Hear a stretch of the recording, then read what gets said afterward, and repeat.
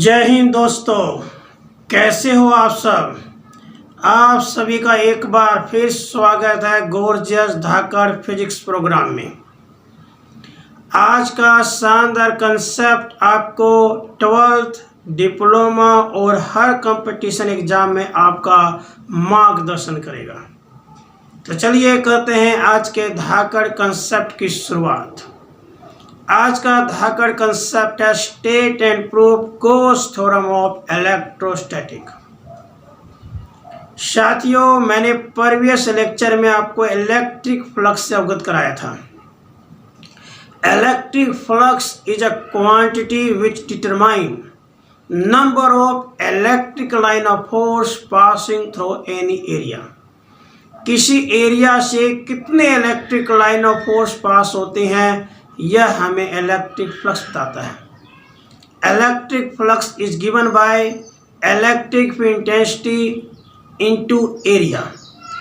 Electric field intensity और area का product electric flux लाता है। तो चलिए जानते हैं गॉस थ्योरम ऑफ इलेक्ट्रोस्टैटिक। साथियों, according to this theorem, surface integration of electric field intensity over the closed path. Surface integration of electric field intensity over the closed path is equal to Q by epsilon naught, जिसको हम इस प्रकार भी लिख सकते हैं, electric flux is equal to Q by epsilon naught. साथियों, according to this theorem, surface integration of electric field intensity over the close path is equal to 1 by epsilon naught times the total charge present in closed path। साथियों, इस theorem के अनुसार यदि हम surface integration निकालें electric field intensity का किसी close path के लिए, तो वो बराबर होगा 1 by epsilon naught times total charge present in the close path. दूसरे शब्दों में, according to this theorem, electric flux is equal to 1 by epsilon naught times the total charge present on that area।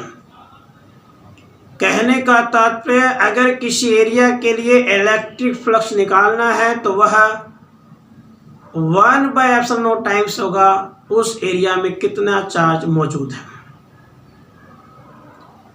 तो साथियों, आपने देखा कि इस theorem के माध्यम से आप किसी भी एरिया में कितने इलेक्ट्रिक लाइन होंगे, कितने इलेक्ट्रिक लाइन पास होंगे, बड़े आसानी से इस फॉर्मूले का इस्तेमाल करके निकाला जा सकता है।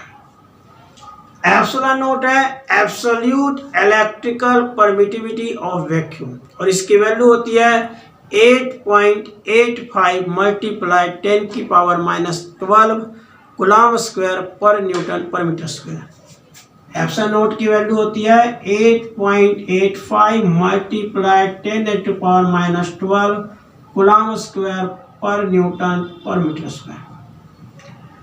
तो चलिए अब हम आपको सिद्ध कराते हैं शानदार गॉस थ्योरम ऑफ इलेक्ट्रोस्टैटिक। इसे वेरीफाई करने के लिए we take a point charge Q,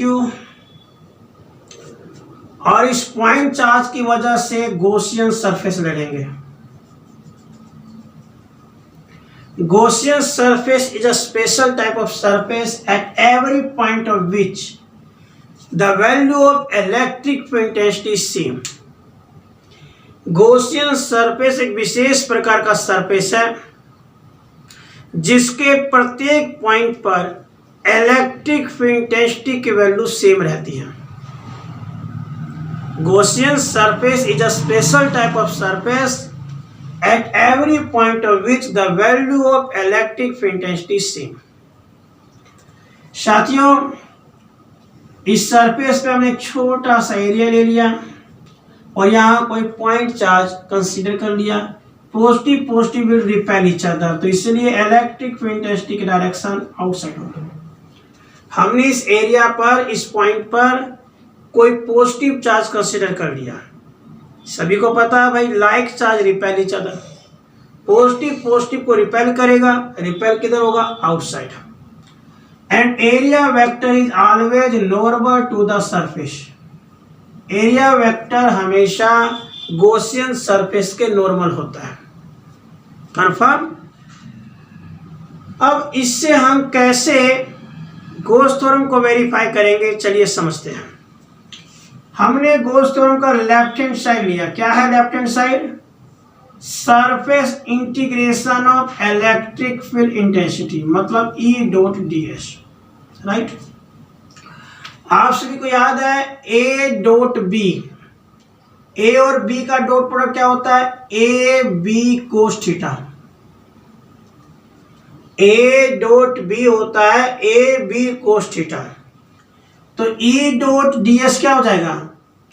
E ds cos theta. अब यहां पे थीटा क्या है दोस्तों? Theta is the angle between E and ds। E भी आउटसाइड है, ds भी आउटसाइड। आप देख सकते हैं कि दोनों ही सेम डायरेक्शन में हैं।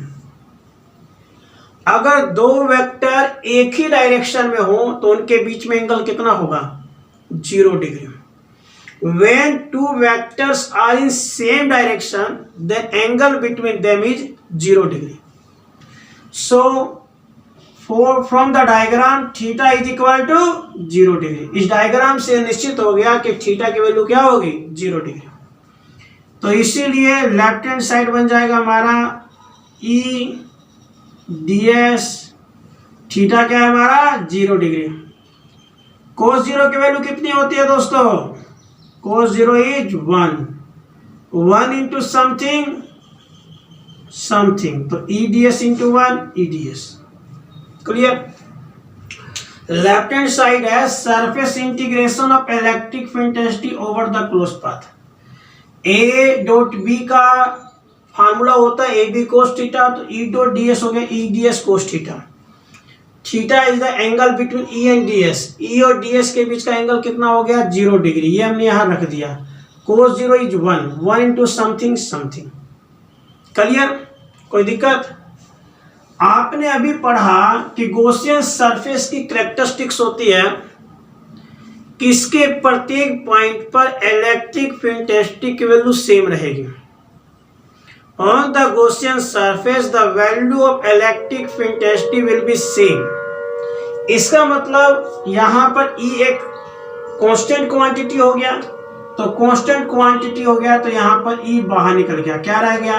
ds, right. Electric field intensity due two point charge is given by 1/4 pi epsilon not Q upon R square. यहाँ R हमने ले लिया दिस डिस्टेंस। यहाँ पर आप सभी को याद होगा electric field intensity due two point charge is given by 1/4 pi epsilon not Q upon R square.